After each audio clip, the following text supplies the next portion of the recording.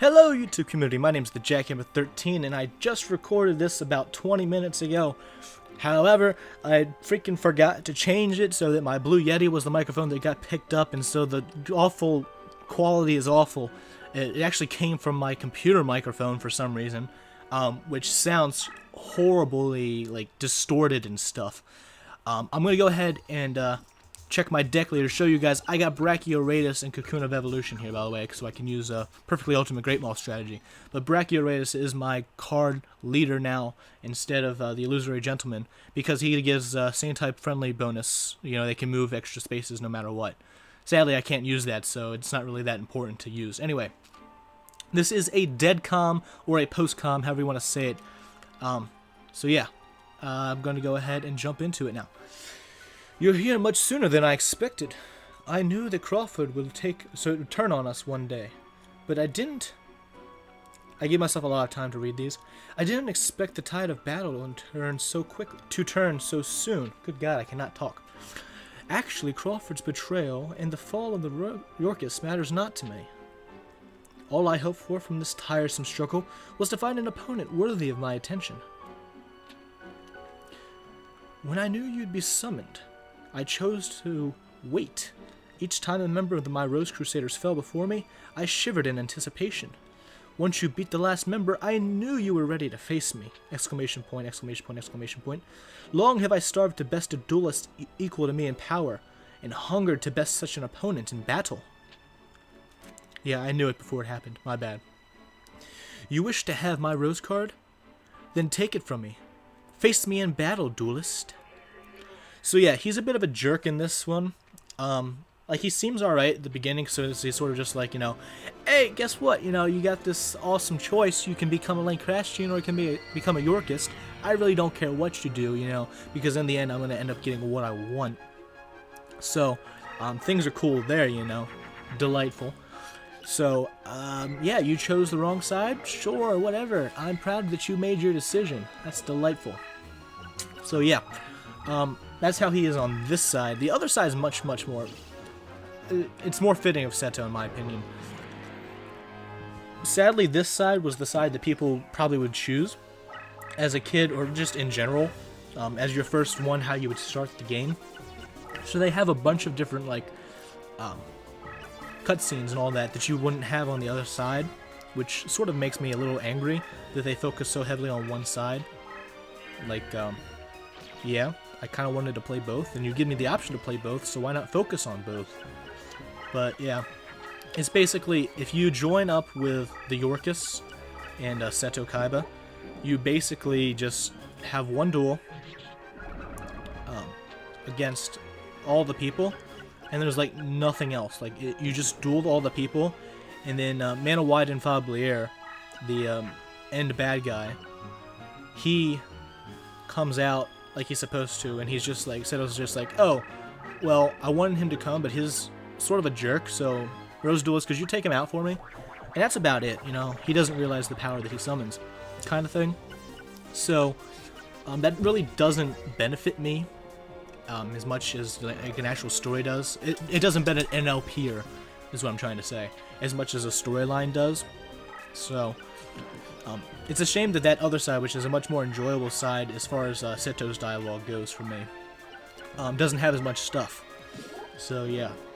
Also, I got a little bit better at the game, which is why this battle is actually, if you look at the time marker and how short this video is, the reason why the video is so short is because I've learned a couple strategies on how to beat people via watching a couple of things. One of the things that I watched was a speed run, the world record speed run. There was an hour, 13 minutes, and 6 seconds, something like that, to beat this entire game, both sides of it, go through all the credits and all that.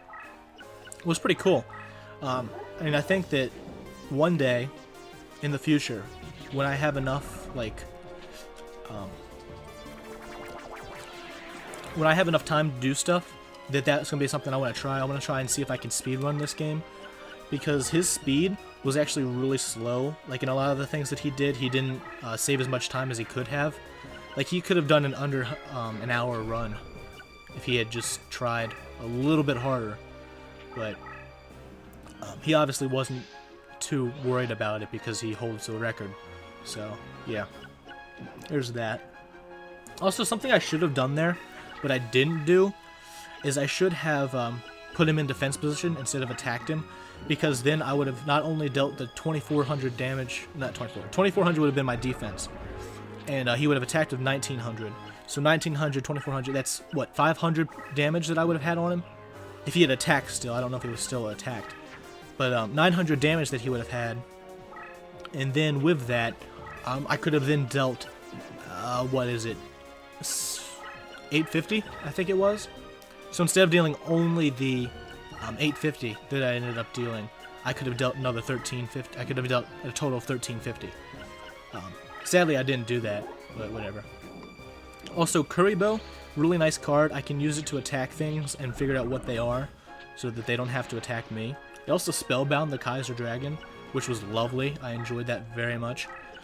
And Swordsman from Another Land, or Swordsman from a Foreign Land, something like that. The card that I used to defeat his, whatchamacallit, this is a nice Magic Jam remove right there. Something I would do. Pretty scary. I didn't like that, but it didn't really matter. But yeah, Swordsman from a Foreign Land. It destroyed his Blue Eyes, which was great. I ended up using Mimicat to bring Blue Eyes back, which was a poor move on my behalf, because now it's not in the graveyard, because it doesn't die. And I can't kill his other one that he ends up powering up to like 4500 or something like that. I mean, if I had this card still, the Aqua, the Ooze Slime Thingamajig, if I still had that when he used his Blue Eyes that have 4500, I'd been fine, because I could have destroyed it. But sadly, that was not the case, and he ended up attacking me with either Kaiser Dragon or something else that was sort of like not really important. So yeah. The way to speedrun this game, by the way, I sort of mentioned it, but never really got into this. The way to speedrun this game is to have a really overpowered deck. And the overpowered deck that the guy used was a Patrician of Darkness deck, because it starts off with Mammoth Graveyard. Shut up, Max. There's no need for you to be making all that noise. No, I'm just kidding. I love your face. So the Patrician of Darkness starts off with a Mammoth Graveyard, or whatever it is, and you can make that huge mammoth thing that has like 2200 attack or whatever. And then it has a bunch of other zombie monsters, which are really good for fusioning good stuff. So he ended up using that card a lot, the Mammoth Graveyard card. Yeah, he ended up attacking it with Kaiser like I thought he did. Which isn't bad. Like, taking out Kaiser is cool, but I would have much rather taken out something like his Blue Eyes, or his Blue Eyes Ultimate Dragon, if he somehow were able to get the ritual to go, but whatever. So yeah, and this Mammoth Graveyard would have like 2200 attack, which for the start of the game is freaking crazy. And then even later on, 2200 is pretty good if you have it on Wasteland, which is a very abundant thing to get. Shh, quiet, my young one. It's a very easy thing to have, like in a different field. You either have Wasteland or you have Dark, and most zombie monsters are Dark, so it would get a boost from that, which is great. So he used that, and then he would combine a bunch of things to either make like Skelgon, which has a 1700 attack. He would make Pumpkin, the King of Darkness, which has an 1800, which by itself is pretty good. And he doesn't ever put it into whatchamacallit because that would just take up too much time, obviously. And then he had another fusion through this deck. The name escapes me right now for what it was. I think it was a machine card that when it has its a flipped effect was to turn the position where it's in. If it's attacked in battle, it turns that into a Wasteland. And so it would gain another 500, and a lot of the time he would actually have the other monster lose 500, and so it was a pretty good card. And then he could use that to do multiple attacks. The only problem that I have with it is that Patrician of Darkness was his deck leader. Patrician of Darkness was his deck leader, but for some reason it started off as a second lieutenant and it had 3 different abilities. I'm not sure if that's like an actual thing, because he was using a ROM. He was using PS2X, the emulator. So it wasn't the actual game. So I don't know if that like works if you're doing the actual game, or if that was like something that he added to make it a speed run. I don't know, but because of that, he ended up having all same type friendlies, because Patrician of Darkness is a zombie, all same type friendlies can move 2 spaces, and that's the only way that he would be able to speedrun that. So if you can do that normally, like if Patrician of Darkness starts off with that ability, then hell yeah, I'm going to be using that type of deck for a speedrun if I wanted to try it. Because I am getting better at the game, I just need to learn the fusions a little bit more. I've spent a little time doing that on my own time. And this was stupid. Freaking Barrel Dragon decides to attack Gorgon's Eye. Like, why? There's so many things you could have attacked other than Gorgon's Eye. Why would you do that one? Luckily, Gorgon's Eye did its job, and it spellbound one monster up there. That will come into effect much, much later. Also, I ended up getting his Blue Eyes, like I said, with a Mimicat. This pisses me off because I did that. I killed his Blue Eyes. But sadly, it doesn't matter. It doesn't stay in the graveyard if you resurrect it like that. So, shit. Pisses me off. So anyway, yeah. My voice hurts. Good God, I've been talking a little bit. I don't have a water here with me. Oh wait, no I do. Look at that. Ask and you shall receive. I got some nice Dasani water. Sponsor me, Dasani, or Coke, or whoever owns Dasani. Who's the owner of Dasani? Dasani, Association of Coke. Cool. Freaking love Coke, if you know what I mean. Actually, no. I'm more of a Pepsi guy. No, like, if you want to sponsor me, you know, go ahead. That's cool. Like, I can like Coke a little bit more sometimes. You know, I'll do it just for the sponsorship. You know. No, I'm just kidding. That joke actually comes from the creatures. Also, get Spellbound Kid. That's the 4500 that I couldn't take out because it has so much freaking attack. So yeah. Oh yeah, by the way, get wrekt Kaiser Dragon. So yeah, the creatures did that way back when. 2011, I think, is when that joke sort of spouted up. I want to say that it was Immortal HD who did it first for them. But to be honest, I couldn't tell you. I want to say that it was Immortal HD. I want to say that he was the one who was first, like, sponsoring me. But it also could have been Nova. So, there's that. So, yeah. Oh, by the way, I lost my Aqua Dragon to his freaking, Blue Eyes White Dragon. And I lost 1750 attack. Not attack, 1750 life points. Freaking pisses me off. Something else that pisses me off, and I'll mention it in the next video too, is, what do they call them? Resurrections or whatever? Where you can, after 5 matches, either wins or losses, you can turn one card into 3 other cards, and I did this for about an hour, and I ended up getting one really good combination, which you guys will see, and I'm going to probably complain about it there too. But this really good combination had something that I really wanted,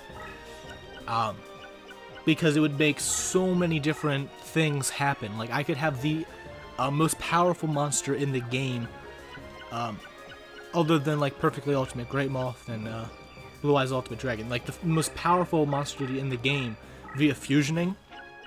Like, I could have done that easily, thanks to this card. But because I wanted to try it out against Duel Master T, and things didn't work out in my favor. I left the screen, and for some reason, oh, by the way, I killed his Lord of D, which could have given him another Blue Eyes White Dragon, which would have been crazy, and that ended up winning me the game. Yeah, pretty crazy stuff. But yeah, I could have, like, had the best card in the game for fusioning and stuff, but I screwed it up by trying to go to the main screen, and then I didn't realize that that's what it was until, like, 20 minutes after I did it. So when I continued to resurrect, I continued, like, if I got a bad resurrection or whatever, I would just restart the entire system instead of just going to the main screen like I had done before to screw myself.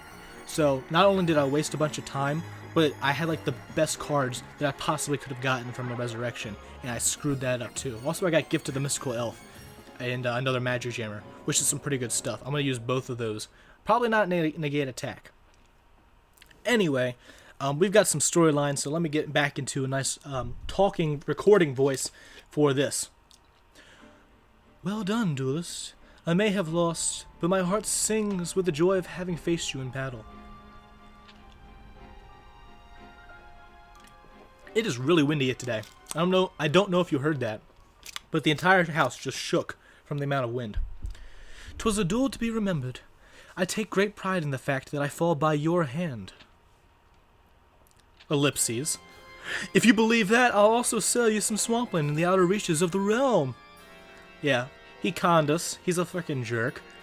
A duel to be remembered indeed. At least that part of it is true. For thanks to you, I have completed the ritual of the great summoning of the roses! Exclamation point, exclamation point, exclamation point. Listen and learn the truth as to why I've let you survive to this day. Because he probably could have just beaten us originally.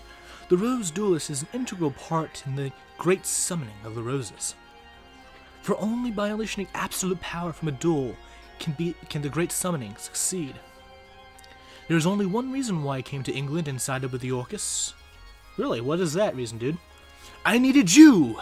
I knew that the Lancastrians were cornered. When they were cornered, they would turn to their high druid, and through him, summon the only one who could wield power that is equal to mine.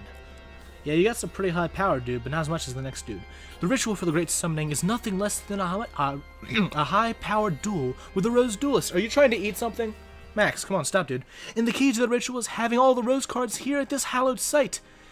In short, your victory is but a hollow one, child. I like what they did there, the wordplay. Ah, the time has come to savor that which has eluded my clan for century. Hallow and hollowed. Pretty cool. With the coming of the Card Guardian, I will seal a pact that will ensure my rule as well as those who will descend me throughout the future. Sorry, the wordplay that they did there was hallowed and hollow. Nice, cool stuff. Yo, Max, you looking? Yeah, they're home. What of it, dude? Come on. They'll be here in a sec, man. Oh, hey, look, it's this dude. That's a freaking ugly hat. I don't know what that is. That's supposed to be a crown? Ellipses. Yes, he is here. The Guardian walks this world once again.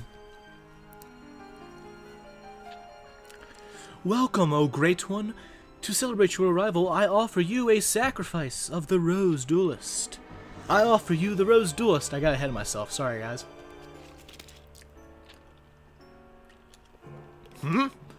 It seems there's a misunderstanding here. Well, it matters not. The Rose Duelist is definitely a fine offering that only a fool would choose to pass up. His voice kind of changed in the middle of that sentence because I didn't like the way it sounded. It wasn't foreboding or menacing enough. Anyway, so next time we'll take on Manawide and Fablier, this dude. Freaking 1985 deck cost, one less and it would be 1984, the great George Orwellian book. Freaking great. I'm going to save the game and all that stuff. I hope you guys enjoyed. Until next time, my name's the Jackhammer13, and I am signing out. Catch you guys in the next episode of whatever it is that I end up deciding to release.